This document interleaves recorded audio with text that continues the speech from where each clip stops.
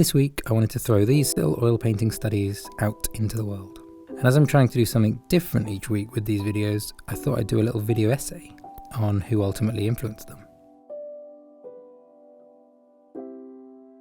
Famous for his pictures of solitude and urban isolation, and for painting light on the side of a building.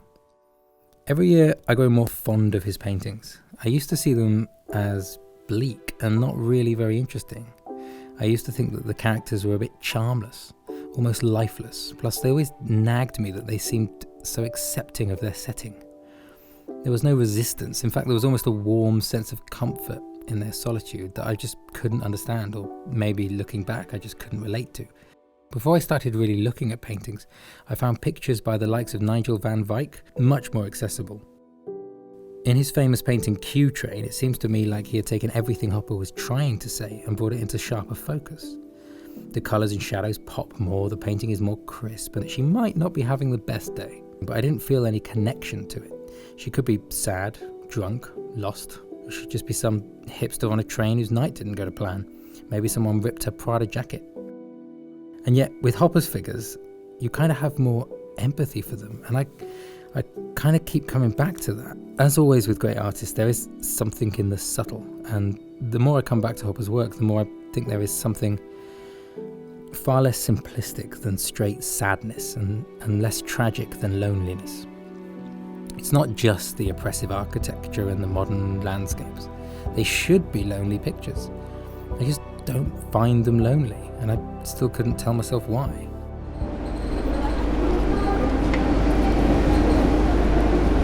A few years ago, I found myself in a postmodern art school in Barcelona. Not somewhere where you would expect to hear much about a realist painter from the previous century. This school was a wonderful playground of ideas, where a concept was given equal platform to the execution of that concept, sometimes with powerful and thought-provoking results. It's good to question where the meaning lies in art. Sometimes, poor execution of an idea seemed dubiously salvaged by its concept. With the tutors stroking their chins and debating who's to say the idea itself isn't the execution. I mean, that's all well and good. For myself as a visual artist, I have many ideas. Without executing them, they don't mean shit. I was struck that someone like Hopper was, in a way, the exact opposite of this conceptual approach. For me at least, his artworks executed a concept perfectly, but he couldn't tell you what that concept was, and he never wanted to.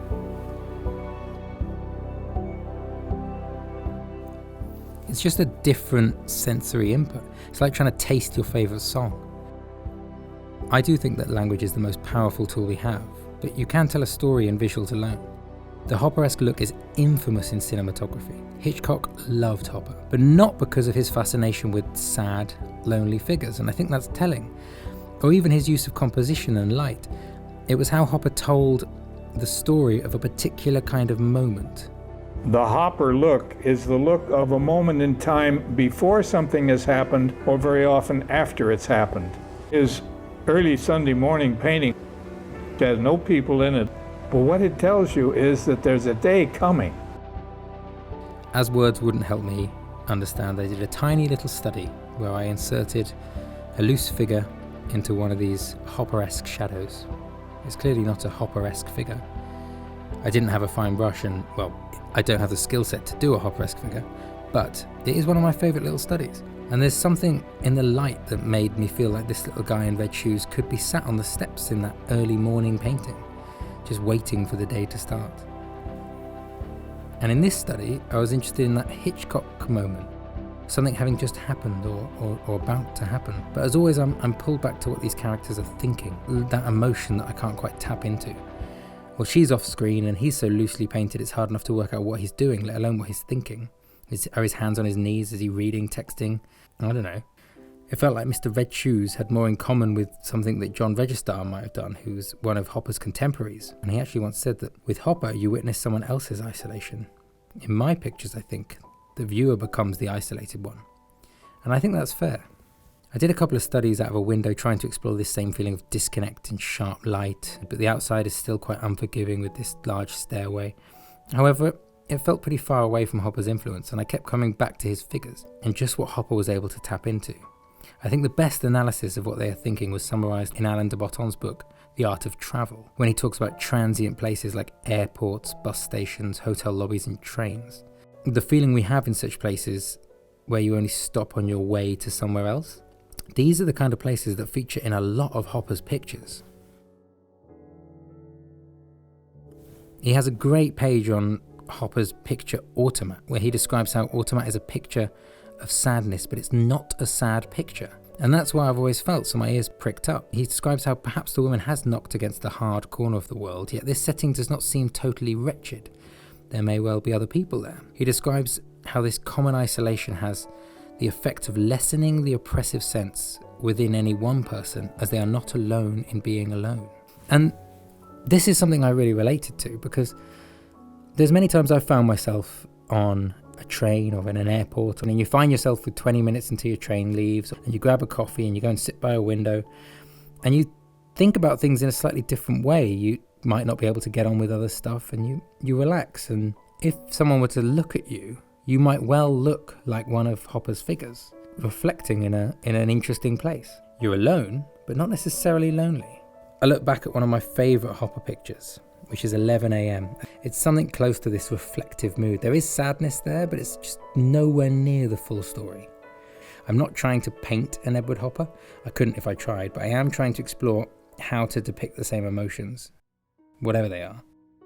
There's actually all the primary colours distinctly in use in this palette. Not only that, but all the secondary colours as well.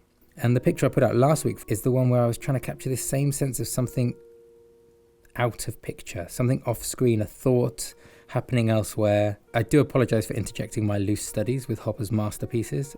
It feels almost like a sacrilege. I am aware of it. Bringing in Nigel van der Wyk's picture, it's clear to see the temptation to have a bit more pop in your picture, and I think I've done the Wyk a disservice. His painting Escape influenced my last study on a skateboarder at Macba as he watches his buddies skate out of frame. Ultimately, I can learn a lot from both artists and in how to paint and why they paint. I think from my studies, I think these two do have a good common narrative.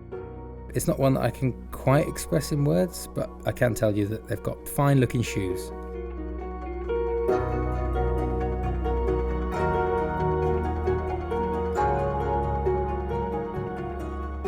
This is my first ever video essay, so if you've got this far, thank you. I would really appreciate your feedback. Do leave a comment and let me know.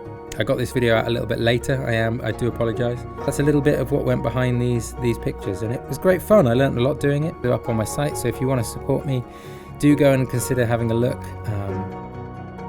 So I hope you enjoyed it, and yeah, check in with you guys next week.